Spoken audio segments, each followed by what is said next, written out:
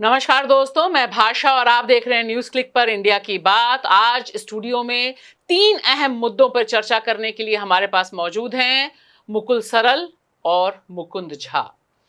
जिन 3 अहम मुद्दों पर हम करेंगे चर्चा, उसमें सबसे पहले है आरएसएस आरएसएस आरएसएस। आरएसएस मोहन भागवत ने जिस तरह से हिंदू राष्ट्र का एजेंडा दोहराया और साथ ही साथ मोदी जी ने जारी किया आरएसएस के नाम का सिक्का और टिकट, यह क्या देश के कॉन्स्टिट्यूशन के लिए खतरा है? क्या उस पर बुलडोजर चलाने की तैयारी हो रही है?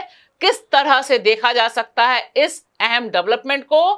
और दूसरा मुद्दा है नफरती राज, बरेली हो या संभल हो या फिर अहमदाबाद। सीधे सीधे जिस तरह से मुसलमानों को निशाने पे लिया जा रहा है, उन्हें एक विलन के तौर पर, बड़े विलन के तौर पर पेश करने के लिए पूरा सरकारी तंत्र और गोदी मीडिया काम कर रहा है। क्या यह माना जाए कि एक देश में 2 विधान चल रहे हैं? और तीसरा मुद्दा है बिहार। बिहार में जो राजनीतिक उबाल आया है, जो चुनावी उबाल आया है, उससे क्या नीतीश कुमार घिर गए हैं?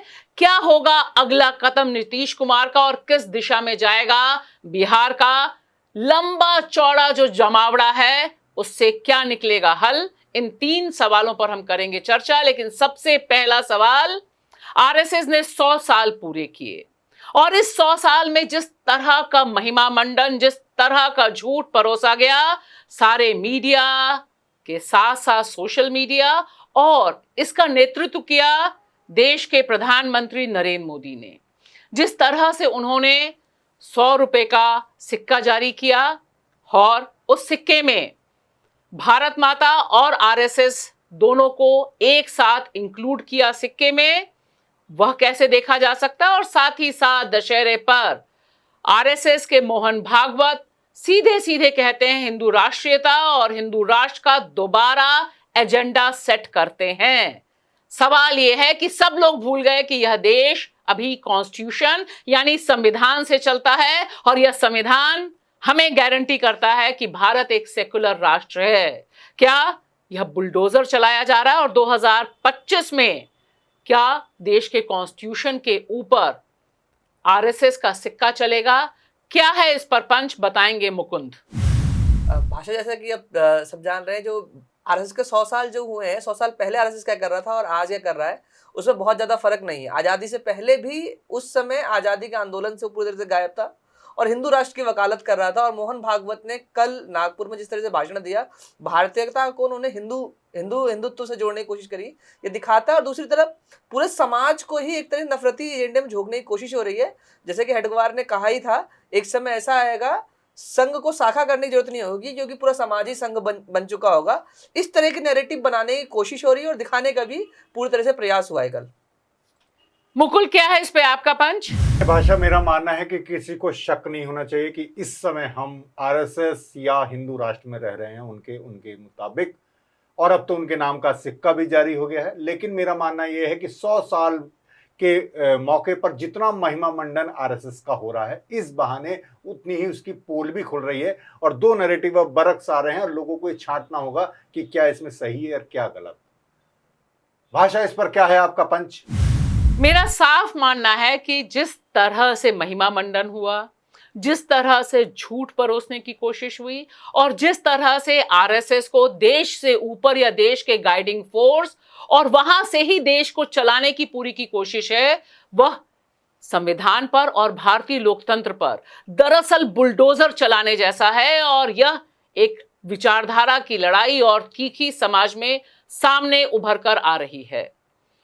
मुकुंद, जिस तरह से हमने देखा दोनों दिन जो तस्वीरें आई, 1 अक्टूबर और 2 अक्टूबर, और यह विडंबना ही है कि 2 अक्टूबर गांधी जयंती और गांधी की हत्या में जिस संगठन को बैन किया गया था उसकी भूमिका की वजह से उसके 100 साल का सेलिब्रेशन। तो ये जो पूरा नरेशन बहुत सोच समझकर फैलाया गया, पूरी की पूरी मशीनरी लगी। लेकिन कहीं से भी मुझे जो दुख हुआ कि इन सारे चीज़ों पर जो कम से कम प्रिंट मीडिया है, वहाँ पर भी बहुत कम आवाज़ें, ये सारे सवाल उसमें कहीं से भी प्रतिध्वनित नहीं हुए। मतलब एक तरीके से इसको कल का अगर अखबार या आज का भी अखबार देखिएगा या मेन स्ट्रीम टीवी चैनल, ऐसा था जो आरएसएस गुणगान कैसे करना है। 100 साल में उसने जो एक पाँचजन्य जिस तरह से लिखता उसी भाषा में, उससे भी ज्यादा लचीले भाषा में लिखा गया, जो उसका योगदान क्या रहा है, कैसे बनाया गया, इनके संचालक जो भी हैं उनकी पढ़ाई क्वालिफिकेशन किस तरह से रही है, उनके किस तरह समाज बांटा गया, जिस तरह से उनकी भूमिका क्या है, उस पर कहीं भी चर्चा नहीं हुई। और सबसे हैरानी की बात तो ये है जो दिल्ली की सरकार ने तो ऐलान किया है जो उन पाठ्यक्रम में वो पढ़ाएंगे बच्चों को, आरएसएस को पढ़ाया जाएगा। दिल्ली की सरकार जो अरविंद केजरीवाल की थी वो देशभक्ति का पाठ्यक्रम लेकर आई थी, उसकी जगह पर अब ये आरएसएस पढ़ाने की कोशिश कर रहे हैं, जिसमें भगत सिंह, राजगुरु, सुखदेव पढ़ाए जाते थे, उसकी जगह आरएसएस पढ़ाया जाएगा। ये दिखा रहा है हमारे किस तरफ ले जाया जा रहा है। और सिर्फ ये टीवी मीडिया पूरी तरीके से, अब ऐसा क्यों हो रहा है, इसका एक कारण तो होता है आरएसएस ने ऐसा अच्छा किया इसलिए दिखाया जा रहा है, लेकिन आज सरकार सत्ता में रहने के 11 साल बाद ऐसा करने की जरूरत क्यों पड़ रही है? क्योंकि इतिहास में जो भी लिखा गया है, जो लोगों ने देखा है, वो सब जानते हैं। संघ का भारतीय इतिहास में जब भी लिखा जाएगा, हिंसा, दंगा, समाज बंटवारा, इन्हीं में ज्यादातर उनकी प्रमुखता या उनकी स्पेशलाइजेशन दिखाएगा। इसलिए उनको कोशिश पड़ रही है सारा इस सिस्टम इस्तेमाल करके, बॉलीवुड के एक्टर्स आप लगा रहे हैं, सिंगर्स हैं, बड़े बड़े जो सेलिब्रिटीज हैं, उनका इस्तेमाल करके अपनी छवि सुधारने की तरह कोशिश की है। अब देखिए कितना कामयाब होते हैं। मुकुल, जो चीज सबसे इम्पोर्टेंट रही आरएसएस के बारे में कि आरएसएस इकलौता संगठन ऐसा है जिसने 50 साल बीतने के बाद भी, मतलब 52-53 साल तक उसने देश के झंडे को अपने यहाँ नहीं लगाने दिया, और जिन लोगों ने उसके बाद लगाया उनके खिलाफ मुकदमा भी दर्ज किया। और जब देश का कॉन्स्टिट्यूशन लागू हुआ तब भी उसने कहा कि हम इसे नहीं मानते हैं, हमारा कॉन्स्टिट्यूशन मनुस्मृति है, और अंबेडकर को बहुत बुरा भला कहा, गिरगिट तक कहा, कई अपशब्द कहे गए। लेकिन आज की तारीख में देखिए, मुझे ये लगता है कि जो युवा है, क्योंकि उसके पास जिस तरह से इंफॉर्मेशन पहुंच रही, क्योंकि आपने कहा कि दूसरी तरफ उसकी पोल भी खुल रही है, तो पोल तो सोशल मीडिया में कुछ एक जो लिमिटेड लोग हैं उनके जरिए खुल रही है, आपको लग रहा है कि बड़े पैमाने पे खुल रही है? नहीं, देखिए, पोल खुलने का मैं जो इसमें थोड़ी सी बात बताऊं, जो आपने पहले कहा कि उन्होंने राष्ट्रीय झंडा नहीं फहराया, उन्होंने आज भी जब उनका सिक्का जारी हुआ उस सिक्के में भी भारत माता, राष्ट्र का झंडा, तिरंगा झंडा नहीं पकड़े हुई है। यानी वो केवल एक कुछ लिमिटेड लोगों की माता बन गई है। मेरी भारत माता नहीं है वो, मेरी भारत माता के हाथ में राष्ट्रीय झंडा होगा, तिरंगा झंडा। उन्होंने उस सिक्के पर भी भगवा झंडा लगाया है, और वो संघी लोग जो खड़े हैं वो 3 उनकी मूर्तियां वो उसमें लगाई है। तो एक तो सबसे बड़ा सवाल है कि आज भी वो राष्ट्रीय झंडे को महत्व नहीं देते। अच्छा, आप कह रहे हैं, मैंने इसलिए कहा कि 100 साल के मार्फत बहुत महिमा मंडन हो रहा, तो तमाम चीजें आ रही हैं और नई कहानियां गढ़ी जा रही हैं कि उनका बड़ा योगदान था। प्रधानमंत्री ने भी कहा कि आजादी में उनका बड़ा। अब इसके बरक्स ये दूसरी एक धारा भी आ रही है जो बता रही है, क्योंकि जो आपने कहा युवा भारत है हमारा, जेनजी, अब जो बात चल रही है, जेनजी हैं, उसके सामने वो 100 साल वाला इतिहास इतना उसे याद नहीं है कि दरअसल हुआ क्या था। और इसलिए भी बहुत जरूरी है क्योंकि वो जब हमारे आंखों के सामने की वर्तमान की घटनाओं को वो साजिश बना दे रहे हैं, बदल दे रहे हैं, तो वो 100 साल वाली घटनाओं को तो तोड़ मरोड़ सकते ही हैं। तो मेरा ये कहना है कि अब ये एक मैंने सोशल मीडिया पे भी एक मीम देखा कि भाई इस आंदोलन में अपने मम्मी पापा को भी लेकर आए। तो एक बच्चा कहता है कि मेरे मम्मी पापा को कुछ नहीं पता इस बारे में। उसने क्यों? क्योंकि वो टीवी देखते हैं। तो अब टीवी देखने वाला, अखबार पढ़ने वाला वाकई में कुछ नहीं जानता। तो और नया युवा पीढ़ी कोई अखबार, कोई टीवी पर अब उसे विश्वास नहीं रह गया है।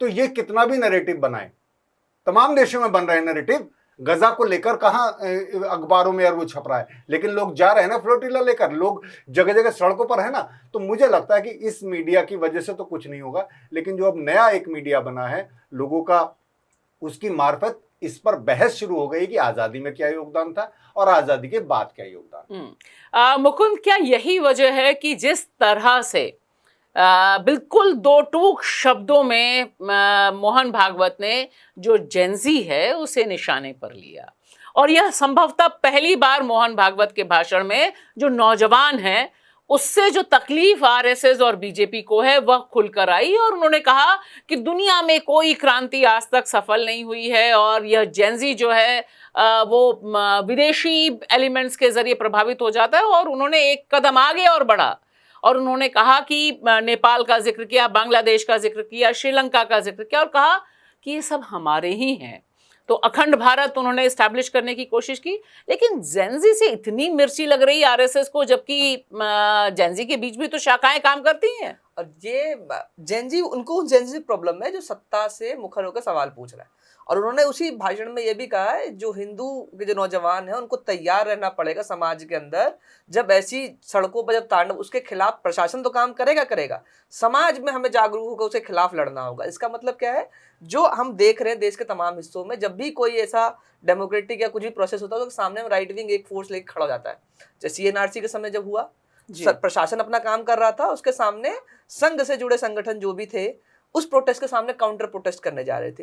तो इस तरीके की अपील करना, और जेंजी, सिर्फ जेंजी एक टर्म है लेकिन बेसिकली तो नौजवान है। और दुनिया में जब भी कोई आंदोलन होगा नौजवान उसमें अग्रणी भूमिका में रहता है, क्योंकि माना जाता है उसकी समझ बाकियों से थोड़ी बेहतर और थोड़ा सा दबाव उस पर पारिवारिक और सामाजिक कम रहता है। तो इसलिए, लेकिन अब उस तरीके से टारगेट करना, मुझे लगता है टारगेट करने ज़्यादा उसको अपनी तरफ लाने की कोशिश कर रहे हैं जो उनके साथ नहीं है। क्योंकि अगर कल भी हम देखें जो शाखाओं में बड़ी, दिल्ली विश्वविद्यालय छात्र संघ का अध्यक्ष पूरे एक लाव लश्कर के साथ जिस तरीके से हुआ कैंपसों के अंदर, एनएसयूआई के छात्र नेता को राजस्थान में गिरफ्तार किया गया क्योंकि उसने आरएसएस के कार्यक्रम नहीं होने दिए।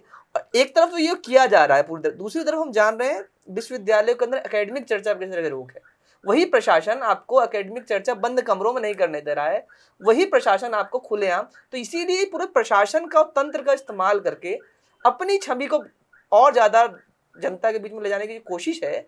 वो दिखाता है जो पहले से जो तथ्य है वो इनके खिलाफ है, उसको बदलना चाह रहे हैं। इमेज रीबिल्डिंग का दौर चल रहा है। 100 साल बाद भी खुद को नफरत, हिंदुत्व, बंटवारे की राजनीति से अलग नहीं कर पाई आरएसएस जी। और मुझे लगता है इसमें काफी इंपॉर्टेंट यह भी है कि जिस तरह से उन्हें इस बात का डर है कि पड़ोस के देशों में जो जेंजी रिवॉल्यूशन हुआ, जो लोग सड़कों पर उतरे, लद्दाख में भी उतरा, तो उसे एक दूसरे नैरेटिव में जो तमाम टीम बिल्डअप कर रही है उसमें एक और एजेंडा उन्होंने सेट कर दिया कि ध्यान रखना पड़ेगा कि यह जो नौजवान है यह हमें ही ना सत्ता से हटा दे। मुझे लगता है इस क्रम में भी देखा जा सकता है। अब हम चलते हैं अपने दूसरे अहम सवाल की तरफ, जिसका सीधा रिश्ता पहले ही सवाल से है, नफरती राज। जी हाँ, नफरती राज का बोलबाला है। उत्तर प्रदेश जिस तरह से और योगी राज जिस तरह से मुसलमानों को घोषित तौर पर दुश्मन नंबर 1 की तरह ट्रीट कर रहा है, चाहे बरेली हो चाहे संभल हो, और जिस तरह से मीडिया में कवरेज है कि जुमा है, आज जुमा है और कुछ भी हो सकता है, जिस तरह से वहां तमाम जो कानून हैं उन्हें धता बता दिया गया है। इतने समय के लिए इंटरनेट सर्विस बंद, सब कुछ बंद, बुलडोजर चल रहा है। लेकिन सबसे बड़ा सवाल है कि क्या एक देश में 2 तरह के विधान हो सकते हैं? क्योंकि ध्यान से देखिए कि इससे पहले जब हिंदू ब्रिगेड उतरती है, एक मकबरे को, एक मस्जिद को निशाने पर लेती है, जाके वहां डांस करती है, वह जायज होता है, और यहां पर आई लव मोहम्मद कहना सबसे बड़ा गुनाह बन जाता है। इस पर क्या है पंच, बताएंगे मुकुल। भाषा जी, जैसे आपने कहा, ये वाकई सच हो गया है कि एक देश में 2 विधान चल रहे हैं, जिसके खिलाफ बीजेपी खूब नारे लगाती थी, लेकिन उसने 2 विधान स्थापित कर दिए हैं। एक है उसका हिंदुत्व ब्रिगेड के लिए और दूसरा है दूसरे वर्गों के लिए, खासतौर से मुसलमानों के लिए। एक तरफ जब फतेहपुर दरगाह पर हिंदुत्ववादी ब्रिगेड हमला करती है कैमरों के सामने, तब भी उन पर कोई कड़ी कार्रवाई नहीं होती, और एक तरफ आई लव मोहम्मद के बैनर लगाए जाते हैं तो उस पर भी योगी महाराज इतने कड़े बयान देते हैं और इतनी कड़ी कार्रवाई करते हैं कि उसे देखकर लगता है कि एक तरह से दुश्मनाई, एक तरह से विलेन के तौर पर उन्हें दिखाने की कोशिश की जा रही है। भाषा, इस पर क्या है आपका पंच? मुझे तो साफ साफ दिखाई दे रहा है कि दरअसल योगी सरकार हो या बीजेपी की कोई भी सरकार, वह पूरी कोशिश कर रही है मुसलमानों को उकसाने की कि वे सड़क पर उतरें, और सड़क पर उतरा हुआ मुसलमान उनके लिए सबसे बड़ा विलेन है, जिसके आधार पर वे कोशिश करते हैं अपनी राजनीति को केंद्रित करना और नफरत फैलाना। इस समय जिस तरह से योगी सरकार घोषित तौर पर मुसलमानों को अपना दुश्मन नंबर 1 मान रही है, वह दिखा रहा है कि इस राज्य में कम से कम 2 विधान चल रहे हैं।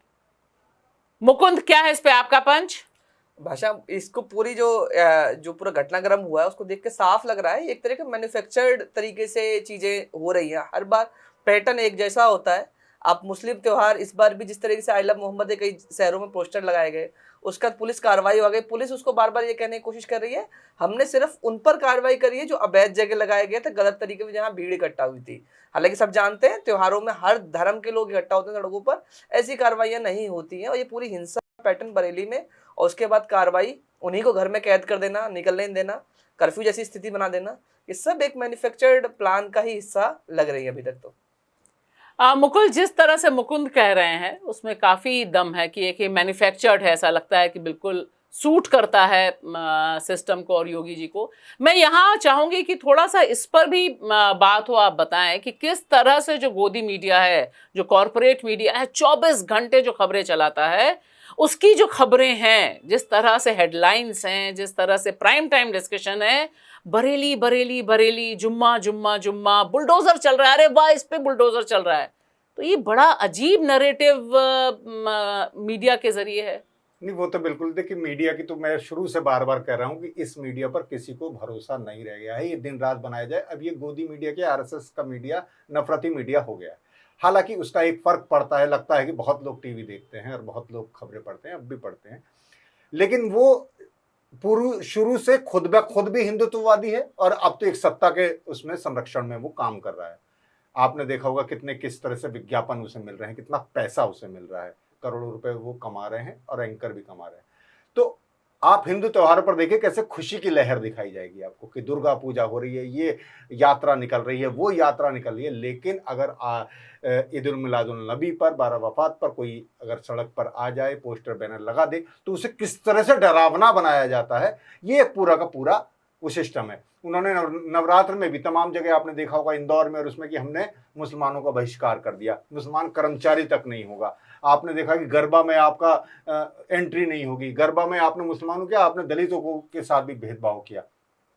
तो पूरा ये जो पूरा हिंदुस्तान जो हमने शुरू में डिस्कस किया है आरएसएस का, वो वाकई में इस तरह का नफरती और बंटवारे का, विभाजनकारी राजनीति का ही हिंदू राष्ट्र होगा।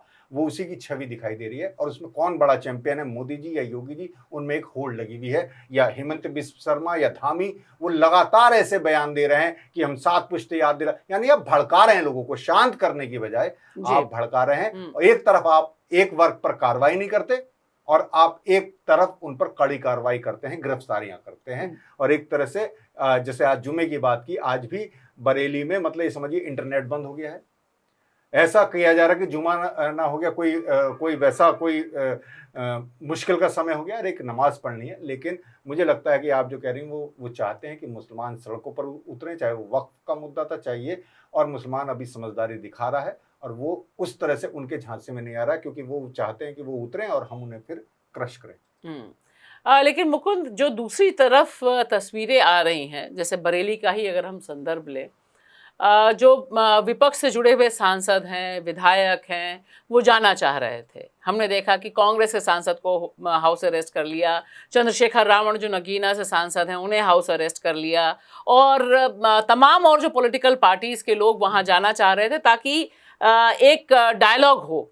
तो ये भी बिल्कुल साफ हो गया है कि जब नफरती राज चलेगा तब किसी भी तरह के डायलॉग की भी जगह नहीं रहेगी। तो मकसद इनका काफी सक्सेसफुल है, आपको लगता है योगी का? ये तो पैटर्न बहुत हर चीजों में इन्होंने बना दिया, पॉलिटिकल डेलीगेशन को मिलने नहीं देना, एक तरफा संवाद या एक तरफा सूचना ही बम्बार्ड कर रहा। अभी दिल्ली में बैठकर कोई बैठा है, अगर उसका कनेक्शन बरेली में नहीं है, सिर्फ उसके पास वही इन्फॉर्मेशन आएगी जो सरकार चाहती है, क्योंकि आपने इंटरनेट बंद कर दिया, लोगों को घर में कैद कर दिया, नेताओं को जाने नहीं दे रहे हैं, क्योंकि नेता सिर्फ वहां जाके वहां की स्थिति में बताता है ना। विपक्ष सरकार का हिस्सा है, वो सरकार कोई प्रशासन के अधिकारी कई बार अपनी गलती छुपाने के लिए भी करते हैं, इसीलिए विपक्ष के दौरों को टालना और एक तरीके की पूरी स्थिति, एक इंटरनेट बंद करना, सबसे पहली चीज इंटरनेट आपने बंद कर दिया। उसके बावजूद अगर आप कह रहे हैं स्थिति कंट्रोल में है आपके, तो बगल के सांसद, नगीना के सांसद जाना चाह रहे हैं, आपने उनको घर को घेर दिया। ऐसा क्या है जो पुलिस प्रशासन छुपाना चाहता है? और हर घटना के बाद, सिर्फ ये बरेली में नहीं कर रहे, हर घटना में ऐसा ही किया जा रहा है बार बार। और इनके पीछे जब भी ताना बाना देख, और मुख्यमंत्री जिसके ऊपर लॉ एंड ऑर्डर की जिम्मेदारी है, उनके ट्वीट ऐसे आ रहे हैं जो एक तरीके का कोई राइट विंग का कोई छुटभैया नेता ट्वीट कर रहा हो, लग ही नहीं रहा सीएमओ के यहाँ से ट्वीट आ रहा है, जो ना वहां पर कर्फ्यू लगेगा, ना जाम, सड़क पर उतरेगा, ना जाम लगेगा, कोई इस तरह की भाषा। और आज क्या है, डेंटिंग पेंटिंग कर देंगे। और आज क्या हो रहा है वहां पर? आज कर्फ्यू नहीं है बरेली के अंदर, इसी मुख्यमंत्री रहते हुए यूपी के अंदर कितनी हिंसाएं हुई हैं, पिछले 5 सालों के अंदर कितनी पोस्टरिंग कर ले लॉ एंड ऑर्डर की। तो ये सारी स्थितियां हैं और मुसलमान बार बार इनके निशाने पर होता है, बार बार ये किया जा रहा है और उन्हीं को टारगेट, और कई बार ऐसा होता है जो बड़े मुसलमान चेहरों को टारगेट करते हैं, जैसे तौकीर रजा जैसे लीडर को आपने एक बार बंद कर दिया, मैसेज पूरे समाज में देने की कोशिश हो रही है, यही कर रहे हैं जी। तो वो चाहते हैं कि नफरत हो और नफरत के आधार पर जब डिस्कशन होगा तो उनकी तमाम जो नाकामियां हैं उन पर चर्चा नहीं होगी। अब हम चलते हैं अपने तीसरे मुद्दे पर। बिहार में चुनावी उबाल है, राजनीति गर्म है, भ्रष्टाचार का आरोप एक तरफ लग रहा है, उसकी सुनामी सी आई हुई है। लगातार दिखाई दे रहा है कि निशाने पर एनडीए के डिप्टी सीएम से लेकर तमाम मंत्री भी हैं। नीतीश कुमार कैबिनेट मीटिंग कर रहे हैं लेकिन चुप हैं इस मसले पर। और इसी बीच जो वोटर लिस्ट जारी आई है उस पर भी काफी सवाल उठ रहे हैं कि आखिर जो नंबर घटाए गए वह क्या है, लोगों को पता नहीं। जो नंबर बढ़ाए गए उसके बारे में भी कोई डिटेल इंफॉर्मेशन अभी तक चुनाव आयोग ने नहीं दी है। इस पर क्या है पंच, बताएंगे मुकुंद। अब भाषा जैसे कि आप सब जानते, चुनाव कभी भी घोषणा हो सकता है और चुनाव होते ही, लेकिन एसआईआर के बाद की जो सारा घटनाक्रम राजनीति का उसने साफ स्पष्ट कर दिया है, बिहार का चुनाव जो है वो भ्रष्टाचार पर होगा और नीतीश कुमार परेशान है, उनके पास कुछ भी नहीं है और आगे का रास्ता विपक्ष सीधे सीधे नीतीश कुमार पर हमला करेगा और तेजी से। मुकुल, क्या है इस पे आपका पंच? जो एसआईआर पर पहले दिन से सवाल थे वो आखिरी दिन फाइनल लिस्ट जारी होने के बाद भी वही सवाल बरकरार हैं। उनका जवाब नहीं मिला कि नंबर कैसे जोड़े जा रहे हैं, नाम कैसे काटे जा रहे हैं, कितने घुसपैठिए मिले, इसका अभी तक कोई हमें पता नहीं चला है। उसके अलावा ये अच्छी बात है और ये पहले दिन से भी बात चली थी कि केवल एसआईआर ही बिहार का मुद्दा नहीं होगा, वहाँ क्राइम का मुद्दा है, जो अपराध बढ़ रहे हैं, वहाँ बेरोजगारी का मुद्दा है और ये भ्रष्टाचार का भी मुद्दा है, क्योंकि भ्रष्टाचार का लालू का बहुत मुद्दा बनाते रहे हैं मोदी जी और नीतीश जी, लेकिन अब ये उनके ऊपर भी छींटे आई हैं। तो मुझे लगता है कि इस पर एक बड़ी सहमति, एक बड़ा चुनावी अभियान बनेगा। भाषा, इस पर क्या है आपका पंच? बिहार की राजनीति पर और बिहार के चुनाव में बहुत कुछ दांव पर लगा हुआ है और इसमें बहुत से डार्क हॉर्सेस भी हैं जिन पर किसने कैसा दांव लगा रखा है उसको लेकर कयास बहुत तगड़े चल रहे हैं। और जिस तरह से अचानक ही प्रशांत किशोर भ्रष्टाचार के आरोपों की बाढ़ लगाते हैं, एनडीए के ऊपर बाढ़ लगाते हैं, सीधे आरोप लगाते हैं, उससे भी एजेंडा बहुत क्लियर हो रहा है। लेकिन फिलहाल जमीन पर एक तरफ वोट बंदी वाला मुद्दा तो है ही, लेकिन बेरोजगारों का जो मुद्दा है वह भी पीछे नहीं है और महिला कर्ज का जो मुद्दा है जिसकी वजह से महिलाओं ने आत्महत्याएं की हैं वह भी मुद्दा विपक्ष बना रहा है। लेकिन डार्क हॉर्सेस प्ले करेंगे रोल, ऐसा मुझे दिखाई देता है। मुकुल, जो दिखाई दे रहा है क्योंकि कई चेहरे हैं इस समय, जो विपक्ष में भी दावेदारी अलग अलग है, जिसमें प्रशांत किशोर ने जिस तरह से डिप्टी सीएम सम्राट चौधरी, फिर जो मंत्री हैं अशोक चौधरी आदि इत्यादि, भ्रष्टाचार का पूरा उन्होंने उनका बायोडाटा खोल दिया है और ऐसा लग रहा है कि वह अब एक प्रमुख विपक्ष के तौर पर खड़े हो रहे हैं क्योंकि जनता अभी उनको दूसरे ढंग से देख रही थी। क्या आपको लगता है कि काफी खेल बदल रहा है बिहार में? हाँ, बिहार में खेल बदल रहा है, लेकिन वही मैं कह रहा हूँ, जैसे उनकी हिंसा नहीं दिखती लोगों को, उनका भ्रष्टाचार नहीं दिखता। महाराष्ट्र में भी हुआ था, अजित पवार और ये सब लोग शामिल हुए थे, लेकिन भ्रष्टाचार का मुद्दा आना और एनडीए पर निशाना होना है कि मुझे लगता है कि ये एक नई चीज है, क्योंकि अभी तक सिर्फ तेजस्वी या लालू यादव पर ही इस चीज को लेकर हमला किया जाता रहा। तो अब उनका गिरबान भी हाथ में आया है लोगों के। और जो वो आपने डार्क हॉर्स की बात की, उसमें भी बहुत कुछ अभी कहना बहुत कुछ सही नहीं होगा, क्योंकि कई बार क्या होता है कि मैंने देखा है कि आरएसएस और बीजेपी की जब टसल होती है तो हम वो पता चलता है कि वही पक्ष भी हैं और वही विपक्ष भी हैं। कई बार लगता है कि मोहन भागवत जी ने इस पर डांट दिया, इस पर ये कर दिया, या मोदी जी ने अपने मंत्रियों को डांट दिया, लेकिन पक्ष, क्योंकि वो गुस्सा कहाँ निकलेगा और वो फिर किसके हक में जाएगा अंततः, ये भी देखने वाली बात है। जी, इसीलिए मैंने डार्क हॉर्सेस की बात की। और मुकुंद, आपको क्या लगता है? क्योंकि एक खेल जो बिहार को, क्योंकि आप भी बहुत क्लोजली फॉलो कर रहे हैं, हम सब देख रहे हैं उसको लगातार, कोशिश ये हो रही है कि गुस्से को डाइवर्ट किया जाए।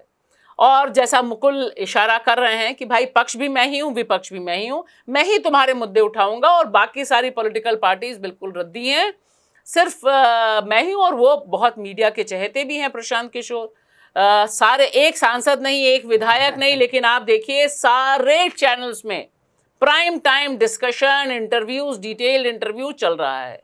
तो एक सेक्शन तो उन्हें काफी सपोर्ट कर रहा है, जो सत्ता को सपोर्ट करता है सिस्टम। आप कैसे देखते हैं इस डेवलपमेंट को? बेसिक चीज तो प्रशांत किशोर सपोर्ट इसलिए क्योंकि वो सत्ता के ही सिस्टम का एक हिस्सा रहे। उन्होंने दिल्ली में बैठ के अलग अलग पार्टियों के लिए मीडिया मैनेजमेंट खुद करी है, तो जाहिर सी बात है मीडिया में उनकी पहुंच है, उसका इस्तेमाल वो अपने लिए बार बार कर रहे हैं और वो हो रहा है।